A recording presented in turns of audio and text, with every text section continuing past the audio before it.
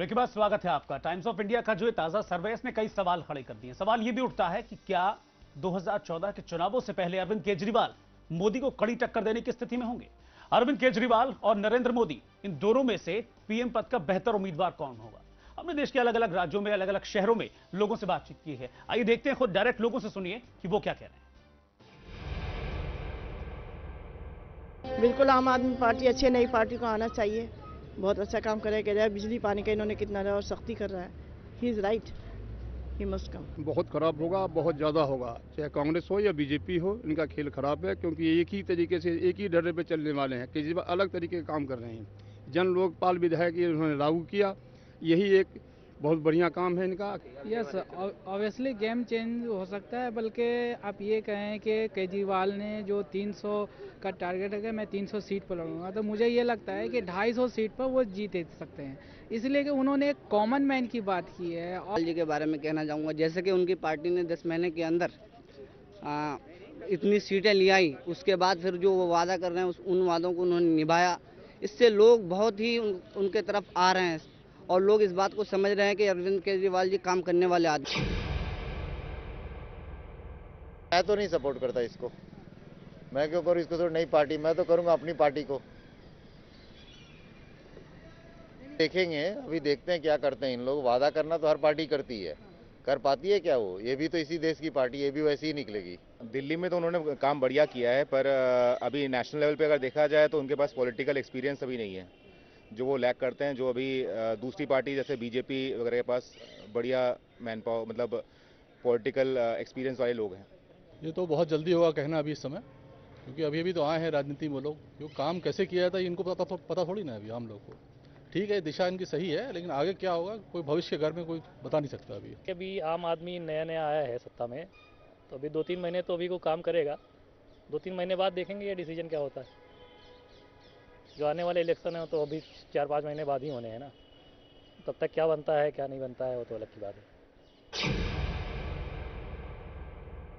नरेंद्र मोदी को। क्यों आप चाहते हैं?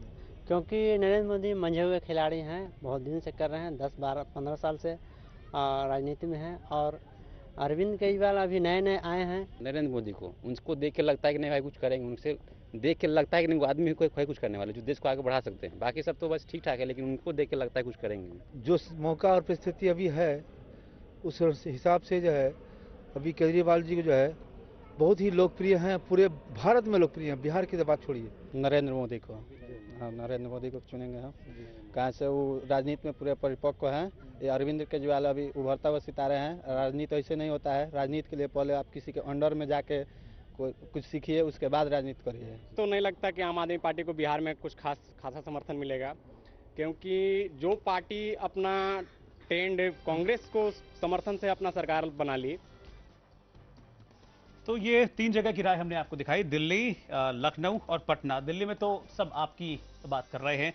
यूपी में यस नो कुछ इस तरीके का बना हुआ है आम आदमी पार्टी को लेकर। लेकिन पटना में अगर हम बात करें तो मोदी एक न्यूट्रल राय की मैं बात कर रहा था। डॉक्टर शुभ्र कमल दत्ता हमारे साथ जुड़े हुए हैं। डॉक्टर दत्ता, आप किस तरीके से देखते हैं ये सर्वे और जो मौजूदा परिस्थितियां हैं ये क्या कह रही हैं कि क्या मोदी के लिए खतरा हो सकते हैं 2014 में अरविंद केजरीवाल, आम आदमी पार्टी क्या गेम चेंजर साबित हो सकती है? आपके सवाल का 2 भाग हैं। पहला भाग को मैं पहले टच करता हूँ। सर्वे की जहाँ बात आती है, एज अ पॉलिटिकल एक्सपर्ट के नाते मैं सर्वे को बेबुनियाद मानता हूँ, क्योंकि हमारे देश के राजनीतिक, सांस्कृतिक, सामाजिक चीज़ें बहुत विभिन्न हैं और बहुत ही कॉम्प्लेक्स हैं। ये देश लगभग 125 करोड़ की देश है।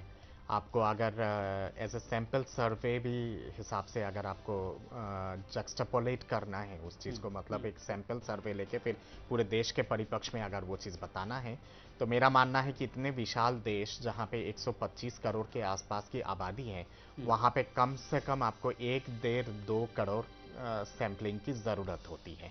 और तमाम जितने सारे मीडिया चैनल हैं ये लोग मुश्किल से 20,000, 25,000, 30,000, 50,000 एट द मोस्ट सैम्पलिंग लेते हैं और उसके बाद पूरे देश के परिप्रेक्ष्य में इसको बताने की कोशिश करते हैं। और इसीलिए पिछले 15 साल से देखा गया है कि हमारे देश के जितने सारे एग्जिट पोल और ओपिनियन पोल्स हमेशा फेल हुआ है। तो सर्वे के आधार पे राष्ट्रीय चुनाव नहीं लड़ा जाता है और ना ही सर्वे राष्ट्रीय चुनाव का एक पहलू बताता है और ना ही एक रुझान बताता है। हाँ, घर में बैठे पढ़ने में बहुत मजा आता है, दिलचस्पी आती है और उसके बाद जो घमासान बहस होता है वो अच्छा लगता है। जहां बात आती है मूल प्रश्न की कि आम आदमी पार्टी के अरविंद केजरीवाल क्या नरेंद्र मोदी या फिर राहुल गांधी के लिए चुनौती बन सकते हैं या नहीं। कांग्रेस की तरफ से राहुल गांधी जी का ताजपोशी अभी तक हुआ नहीं है और फिलहाल अगर औपचारिक रूप से देखा जाए तो शायद कांग्रेस की तरफ से कोई पीएम कैंडिडेट नहीं है जब तक औपचारिक रूप से घोषणा नहीं होती है। घोषणा होने के बाद फिर पता चलेगा कि कांग्रेस के लीडरशिप और पीएम कैंडिडेट कितना पानी में है। भाजपा और एनडीए ने बहुत पहले घोषणा कर दी है नरेंद्र मोदी की, लोकप्रियता है नरेंद्र मोदी जी के, बेशक आप उनके पार्टी के आइडियोलॉजी को मानो या ना मानो या फिर उनके विचारधारा को मानो या ना मानो, पर इस चीज से इनकार नहीं कर सकते हैं कि पूरे देश में कहीं ना कहीं पे एक लोकप्रियता है नरेंद्र मोदी का और इस चीज को नजरअंदाज करना बेवकूफी होगा। आम आदमी पार्टी की अरविंद केजरीवाल की जहां बात आती है, अरविंद केजरीवाल ने काफी सामाजिक चीजों पे उनकी लड़ाई रही है, संघर्ष भी किए हैं, दिल्ली में आप सरकार बनाए हैं और दिल्ली में काफी सारे चीजों का आश्वासन दिए हैं। मेरा मानना है कि उनका आकलन तभी हो सकता है जब इन जितने सारे घोषणाएं उन्होंने की हैं उनमें से कुछ घोषणा की हकीकत में तब्दीली हो और पारित हो और लोगों को सही में लगे कि नहीं, ऐसे तीसरे विकल्प के हिसाब से वो उभरता हुआ सितारा है। राष्ट्रीय लेवल एक छोटा सा चीज और टच करता हूं यहाँ पे, राष्ट्रीय परिपक्ष में अगर पूरे चीजों को अगर देखा जाए, आम आदमी पार्टी की दिल्ली में तो हाँ बेशक एक जनाधार है, पर मैं मानता हूं कि नेशनल लेवल पे पहचान बनाने के लिए आम आदमी पार्टी को केवल भारतीय जनता पार्टी या फिर कांग्रेस के साथ मुकाबला नहीं करना पड़ेगा, उसके साथ साथ जितने सारे क्षेत्रीय पार्टी हैं जो अलग अलग प्रदेश में एंट्रेंच्ड है उनके विरोध में भी मुकाबला करना होगा। तो इसलिए अभी फिलहाल कहना बहुत जल्दबाजी। एक छोटा सा ब्रेक मुझे यहाँ पर लेना है, ब्रेक के बाद मैं वापस लौट रहा हूं और मैं आरएसएस की एक टिप्पणी को उठाऊंगा क्योंकि आरएसएस की ओर से आज एक स्टेटमेंट आया है और खुद आरएसएस ने इस बात को माना है, संघ ने माना है कि आम आदमी पार्टी आने वाले वक्त में बीजेपी के लिए चुनौती हो सकती है और इस सवाल को लेकर अशोक जी के पास चलूंगा। छोटा सा ब्रेक, लौटने फौरन वापस।